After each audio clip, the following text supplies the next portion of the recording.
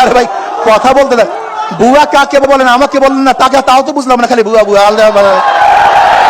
এটা কেমন কথা? একজনে বলছে হাত পাকা বুয়া। কই কে বলছেন হাত পাকা বুয়া?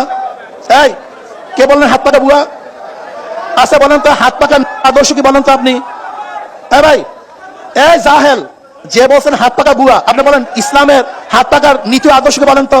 বলেন তো। মুফতি সৈয়দ মোহাম্মদ ফয়জুল করিম বলেন। এর জন্যই বলছি আমাদের দেশের সবচেয়ে বড় সমস্যা হলো জাহলাত। নিশ্চয়ই আপনার কথা একটা আমাদের দেশের বড় সমস্যা জাহালাত, আপনারা আসলে না জানা। সাম্যের দেশ গড়তে চান, নিশ্চয়ই এটা ইসলামী আন্দোলন হাত পাকা বুয়া হবে কেন? আমি একটু এই রক্তের মধ্যে এক ফোঁটা হারাম নাই, তোমরা যাদের পিছনে আছে তার রক্ত হারাম ভরা। আপনার কাছে আমরা এই রক্তের মধ্যে হারাম নাই, বাবার রক্তে হারাম নাই, দাদার রক্তে হারাম নাই।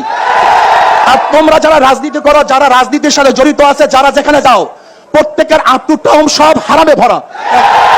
এখন বলেন তো আমি বুয়া না কে বুয়া? আমাকে বলেন। ইসলাম এই দেশের মানুষের 90-95 ভাগ মানুষের প্রাণের ধর্ম।